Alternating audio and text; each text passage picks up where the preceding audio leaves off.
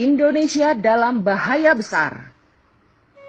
Sekitar akhir tahun 99 atau awal tahun 2000, diadakan rapat orang-orang Tionghoa di Universitas Atmajaya, kawasan Semanggi, Jakarta, yang diprakarsai oleh Mokhtar Riyadi dan anaknya James Riyadi. Inti dari rapat tersebut adalah bahwa penduduk di Cina daratan sudah mencapai hampir 2 miliar orang dan membutuhkan suatu negara untuk dijadikan kolonisasi. Strateginya adalah membuat kompleks perumahan sepanjang bibir pantai Laut Jawa.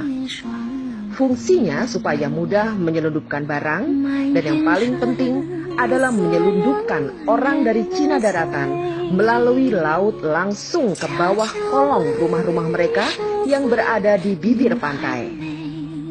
Rumah-rumah tersebut juga berguna sebagai basis pertahanan bila terjadi kerusuhan nanti. Mereka bisa langsung melarikan diri ke laut dengan speedboat yang standby di kolong rumahnya. Perhatikanlah dan lihatlah bentuk perumahan di Pluit, Pantai Indah Kapuk, Pantai Mutiara, Ancol. Berubah Undang-Undang Dasar 1945, terutama pasal tentang presiden harus pribumi asli, diganti.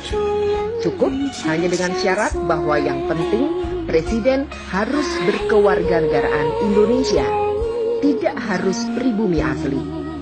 Baru-baru ini, Jawa Pos merilis berita bahwa Indonesia harus waspada karena ada 200 juta tenaga kerja asing asal Tiongkok yang akan masuk ke negara kita. Ya, 200 juta orang. Jadi sebenarnya Jokowi itu siapa bagi orang Cina? Dengan merancang Jabodetabek menjadi megapolitan dengan bantuan 5 pengembang besar, Agung Sedayu, Agung Podomoro, Sumarekon, Lipo Group, dan Sinarmas, mereka membangun apartemen Rusunami dan Rusunawa. Kemudian apartemen Rusunami dan Rusunawa diisi oleh orang-orang Tionghoa, dan tinggallah orang pribumi jadi babu, satpam, OB, dan supir. Semua bukti menyatakan kebenaran pernyataan ini. Apalagi setelah Ahok merencanakan penggusuran 130 titik pemukiman pribumi di DKI Jakarta.